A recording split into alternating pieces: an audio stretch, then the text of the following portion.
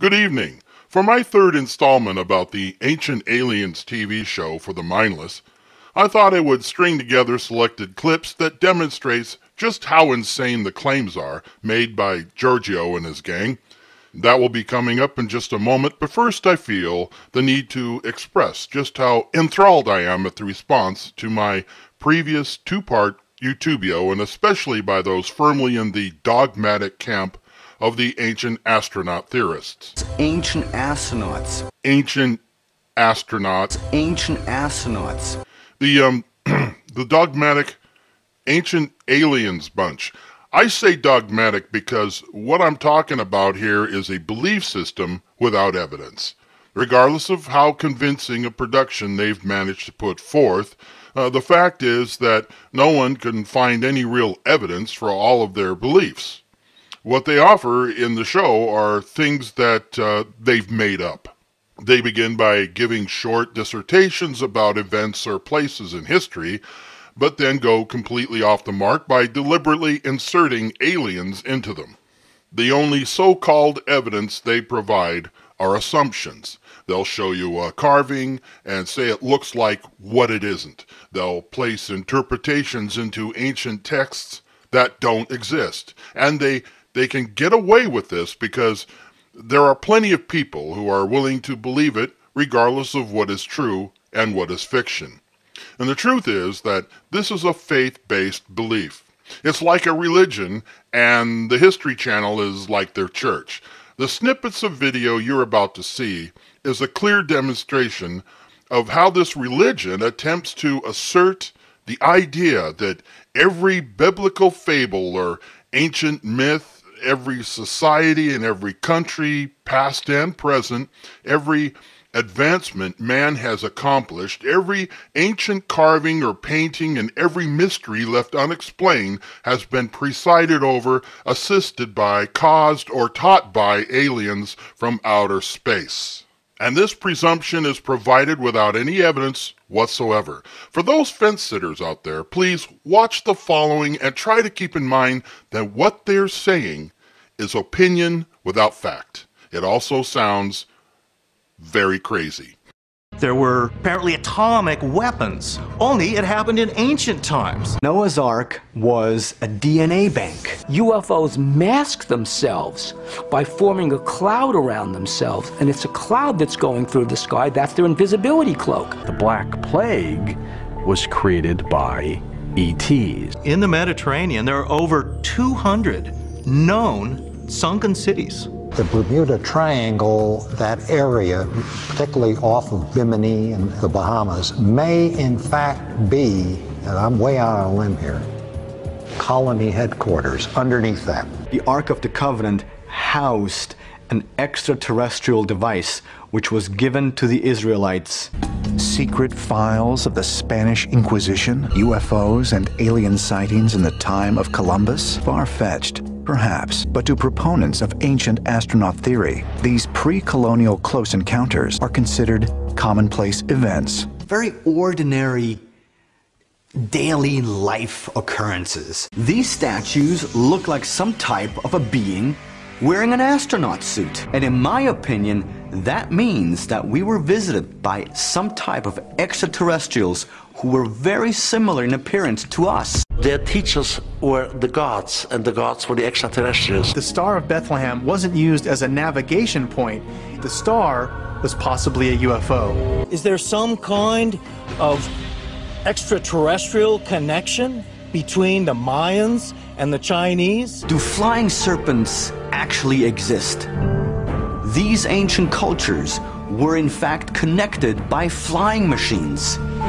And those flying machines were usually operated by extraterrestrials. I know it sounds crazy. How in the heck did they make these? Where did they come from? And how did they move them? It can't really be appreciated when you're standing there looking at it. So were these magi in fact in possession of some type of an extraterrestrial technology. Now the question is this: was the Garden of Eden really some kind of laboratory where certain things were created by the ancient scientists? You have to ask yourself, how could the Easter Islanders have invented their own writing? The fact alone that these visitations have been going on for all this time, thousands of years, that's sensational. A number of researchers have suggested that ancient aliens have come to Earth primarily to mine gold. The Vril Society in Germany took their name from this force, this universal force. They believed that this Vril power could power a machine, and they wanted to use it for flying saucers.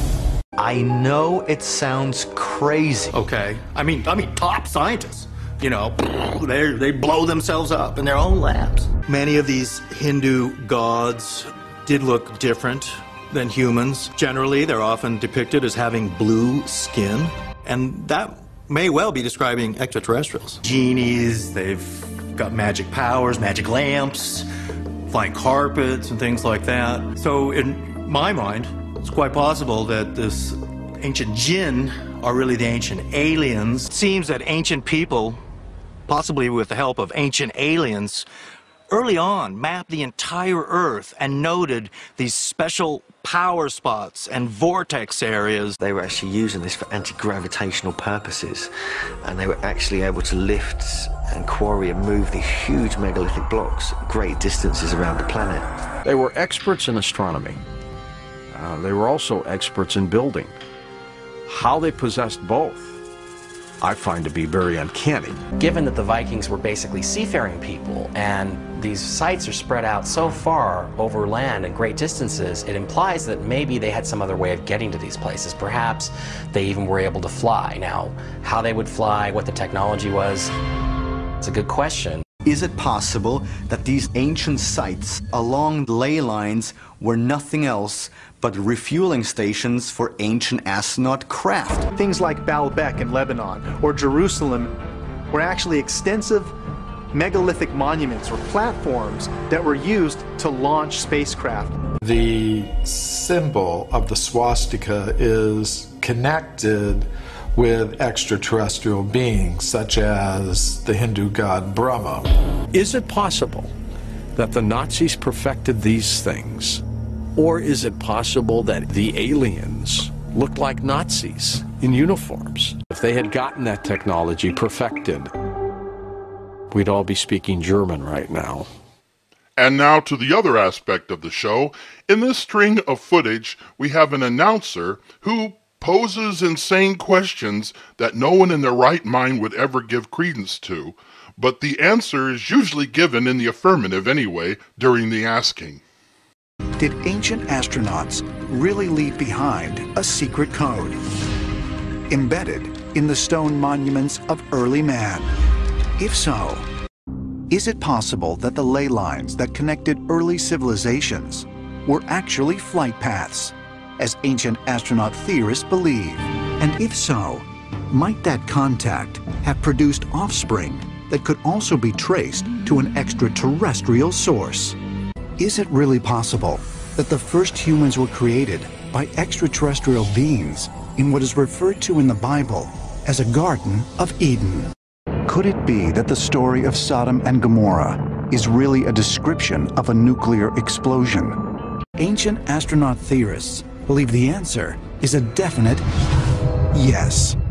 Might a closer look at the Mayan stone carvings and their hieroglyphs provide proof of contact with extraterrestrials at Copan? According to ancient astronaut theorists, the answer is yes. What if, as ancient astronaut theorists believe, the story of Lamech is true, and the guardians of the sky described in the story are in fact aliens? Could such ideas really help our understanding of the Bible? And is it possible that extraterrestrials have influenced the development of mankind? Is it possible the structures at Chaco Canyon were built along precise celestial alignments so that the Hopi could predict the periods of Earth's devastation If so, might these astounding abilities, forever lost to time, have been made possible by extraterrestrial visitors? If so, was it possible that the Nazis made contact with extraterrestrial beings? If so, might the Germans have received other advanced alien technologies? And if so, is it possible that these stories, along with the ancient texts of India and the stories of the Bible, are all describing alien visitations? And if so, could the strange ruins found in the Indus Valley really contain evidence of an ancient atomic explosion? If so, might the ancient inhabitants of Easter Island have been familiar with anti-gravity levitation and space flight? And if so, is it possible that the king actually journeyed to the stars through a heavenly gate, as ancient astronaut theorists contend? But might the so-called star people, referred to in the Nazca legends, really have been extraterrestrial beings, as ancient astronaut theorists believe? If so, might the monumental sanctuary at Nemrut Dog have been built as a place to contact star travelers? And if so, could the Maya rulers really have been the descendants of extraterrestrials, as ancient astronaut theorists believe? And if so, might extraterrestrials really have posed as false gods in order to keep humans under their control? And if so, could they have appeared to Marshall Applewhite and manipulated him and his followers into committing a horrific ritual suicide? And if so, was the Great Serpent Mound really a hub of ancient extraterrestrial visitation? If so, perhaps there is also truth in legends of other, even more bizarre alien encounters. A lot of our relatives that come from the stars, they speak on a telepathic level. And there were some that came to me and showed me a bar. An audacious idea? Perhaps. Nobody has the answer. And is it possible that ancient astronaut theorists are attempting to redefine the examination of our history into some warped idea in which any mythical being can be believed to have been involved? And if so, could it be that these greedy morons are trying to rewrite history to suit their own agenda of book, magazine, and TV production sales? It's possible that the evidence may be found here. What we're coming up to now in the 21st century is going to be a redefinition. Our entire history may have to be revised in the context of non-human intelligences coming and going.